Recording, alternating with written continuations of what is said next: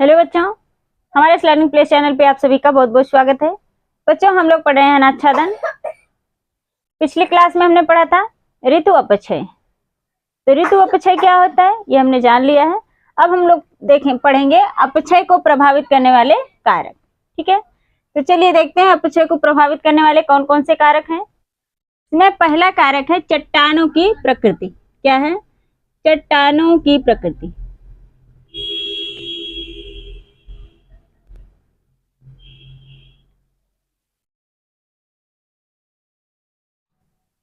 चट्टानों की प्रकृति कैसी है? चट्टानें कठोर हैं या मुलायम हैं, इस पर निर्भर करता है चट्टानों का विघटन या अपक्षय। ठीक है, यदि चट्टानें मुलायम हैं तो शीघ्र इनका विघटन हो जाएगा।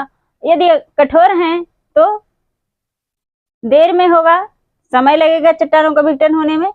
तो उस पर निर्भर करता है अपक्षय। ठीक है, चट्टानों की प्रकृति पर। दूसरा है भूमि का ढाल। क्या है? भूमि का ढाल। जिन भूमियों का ढाल तीव्र होता है वहां अपक्षय मंद ढाल वाली भूमि की अपेक्षा अधिक होता है। ठीक है, तीव्र ढाल होगा तो चट्टानें तेजी से कटेंगी, शीघ्रता से कटेंगी। अगर मंद ढाल होगा तो चट्टानें मंद गति से कटेंगी। ठीक है, उनका विघटन मंद गति से होगा। अगला है चट्टानों में संधियों का पाया जाना। क्या है? चट्टानों में संधियों का पाया जाना।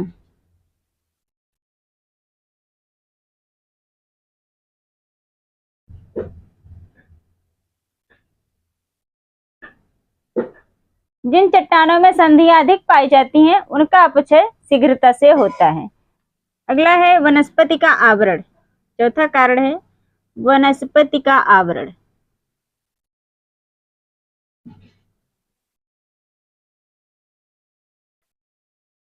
जिन क्षेत्रों में धरातल वनस्पति से ढका होता है वहां पर उनका अपक्षय कम होता है। वहां पर धरातल का अपक्षय कम होता है चट्टानों का। ठीक है, और जहां पर निर्जन भूमि होगी वहां पर चट्टानों का अपक्षय अधिक होता है। ठीक है, अगला कारण है पांचवा जलवायु। क्या है? जलवायु है पांचवा कारक। ठीक है, आर्द्र जलवायु में अपक्षय जो है मुख्यतः रासायनिक और कार्बोनीकरण की क्रिया द्वारा होता है, जिनसे चट्टानों की ऊपरी सतह भुरभुरी हो जाती है तथा शुष्क जलवायु में यांत्रिक अपक्षय अधिक होता है। यहाँ पर तापमान में अंतर होने से चट्टानें सिकुड़ती और फैलती रहती हैं, इसलिए उनका भौतिक अपक्षय होता है। ठीक है, तो ये है अपक्षय को प्रभावित करने वाले कारक। चट्टानों की प्रकृति, भूमि का ढाल, चट्टानों में संधियों का पाया जाना, वनस्पति का आवरण और जलवायु। ठीक है, तो बच्चों समझ में आया होगा। मेरे साथ साथ आप लोग भी इसको नोट करते चलिए और ध्यान से पढ़ते चलिए, सब कुछ आसानी से समझ में आएगा। ठीक है, तो चलिए देखते हैं ऋतु अपक्षय का मानव जीवन पर प्रभाव। अपक्षय का मानव जीवन पर प्रभाव क्या होता है? मिट्टियों का निर्माण, खनिजों की प्राप्ति, मैदानों की रचना, धरातल का रूप परिवर्तन, भूस्खलन एवं झीलों का निर्माण। ठीक है, तो सबसे पहला क्या है? मिट्टियों का निर्माण। धरातल पर पाए जाने वाली मिट्टी जो है मानव जीवन का आधार है, क्योंकि इसी पर कृषि संभव होती है और धरातल पर प्राप्त यह मिट्टी जो है ऋतु अपक्षय का ही परिणाम है। ठीक है, दूसरा है खनिजों की प्राप्ति। धरातल पर प्राप्त बहुत से खनिज जो हैं शैलों के अपक्षय से ही बनते हैं। इसमें जैसे चूना, जिप्सम, गंधक, चाक आदि जैसे खनिज जो हैं शैलों के उपरांत खनिज तत्वों के एकत्र होने से ही प्राप्त होता है। ठीक है, अगला है मैदानों की रचना। शैलों के क्षय पदार्थ को हिमनद तथा नदियां बहा ले जाती हैं और बाद में उसे मार्ग में बिछा देती हैं, और जब मार्ग में बिछा देती हैं तो क्या होता है? मैदानों की, समतल मैदानों की रचना होती है। ठीक है, अगला है धरातल का रूप परिवर्तन। नदियां, हिमनद, पवनें तथा लहरें जो हैं ऋतु अपक्षय के कारण शैलों के कई शिलाखंड को धरातल के अपक्षरण के साधन के रूप में काम में ले लेती हैं, जिससे धरातल का रूप परिवर्तन होता है। जैसे देखो, अगर धरातल कहीं पर उबड़ खाबड़ है, कहीं ऊंचा है, कहीं नीचा है, तो देखो अगर गड्ढा है तो जब मार्ग में जब ये चट्टानें टूटे फूटेगी और एक स्थान से दूसरे स्थान पर जाएंगी तो वहां पर क्या होगा? गड्ढे भर जाएंगे। अगर गड्ढे होंगे तो वो भर जाएंगे। ताप, दाब और वर्षा जब होगी तो क्या होगा? ऊंचे ऊंचे जो भाग होंगे वो कट जाएंगे। इससे क्या होगा? धरातल का रूप परिवर्तन होगा। ठीक है, अगला है भूस्खलन एवं झीलों का निर्माण। तो पर्वतीय भागों में ऋतु अपक्षय से हिम तथा शिलाखंडों का फिसलन होता रहता है। कभी कभी इस फिसलन से नदियों की घाटियों के मार्ग में जो है बाधा पड़ जाती है और बाधा पड़ने के कारण वहां पर जल एकत्रित हो जाता है। ठीक है, इससे झीलों का निर्माण होता है। तो समझ में आया होगा अपक्षय का मानव जीवन पर प्रभाव। ठीक है, चलिए देखते हैं अपरदन। अगला पॉइंट है अपरदन। शैलों के अपघर्षण तथा परिवहन की प्रक्रिया को क्या कहा जाता है? अपरदन कहा जाता है। क्या है? शैलों की अपक्षय में चट्टानें अपने स्थान पर टूटती फूटती हैं और अपरदन क्या करता है? शैलों की अपघर्षण तथा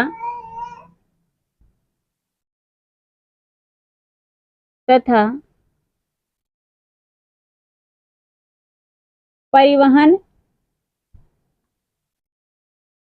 की प्रक्रिया को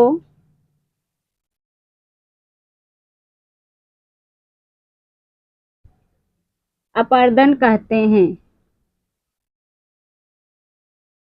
अपरदन कहते हैं। ठीक है, अपरदन की 3 मुख्य विधियां हैं। क्या है? अपरदन की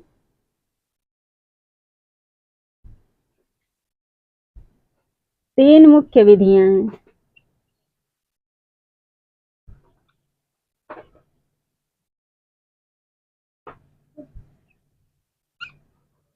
कौन कौन सी हैं? पहला है घोलकर, दूसरा लटकाकर। क्या है? लटकाकर। और तीसरा है बहाकर। ठीक है, तो पहला क्या है? घोलकर।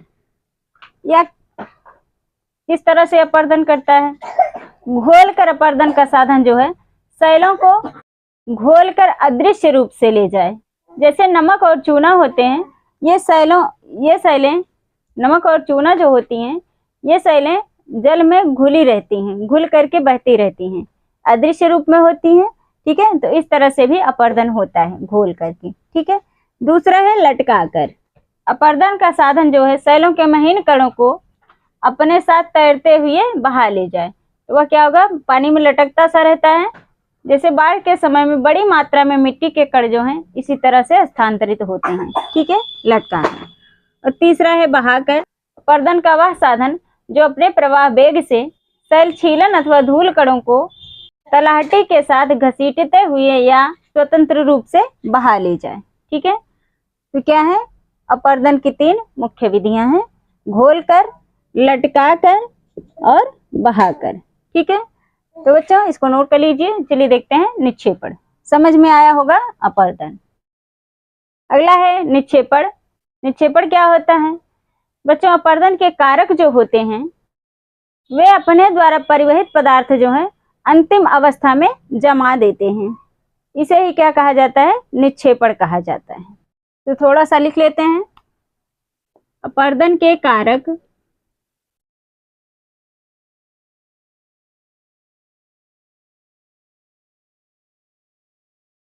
अपने द्वारा परिवहित पदार्थ, अपने द्वारा परिवहित पदार्थ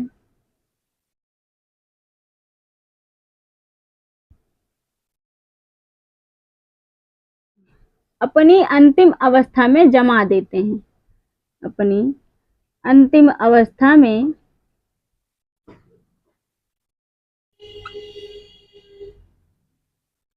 जमा देते हैं।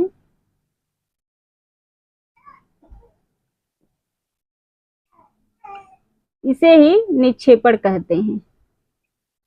इसे ही निक्षेपण कहते हैं।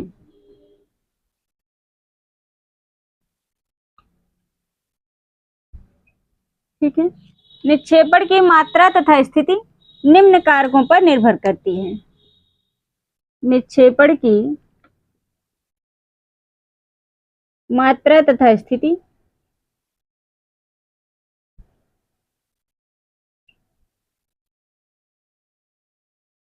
निम्न कारकों पर निर्भर करती है।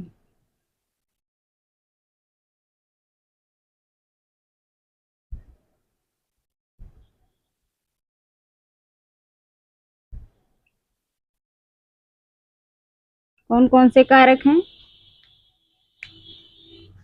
तो निम्न कारक हैं। पहला है अपरदन के कारकों का वेग। अपरदन के कारकों का वेग, जैसे पवन है, नदी, हिमनद, कारकों का वेग, इनका वेग कैसा है इस पर निर्भर करता है। ठीक है। दूसरा है परिवहित पदार्थों की मात्रा।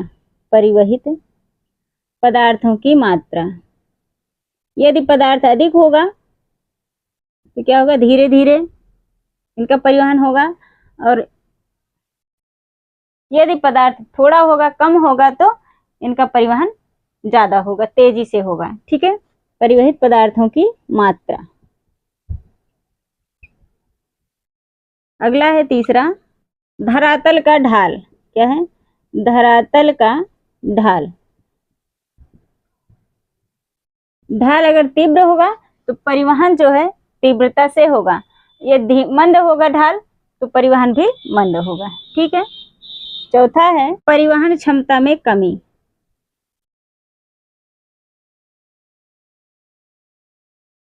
परिवहन की क्षमता कितनी है इस पर निर्भर करता है।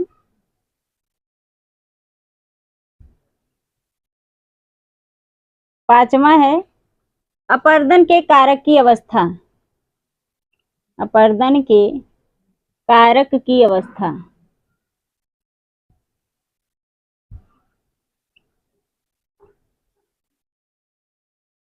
और छठा है निक्षेपण का स्थान। क्या है?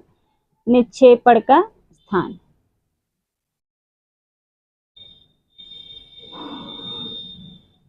ठीक है। तो यह है निक्षेपण।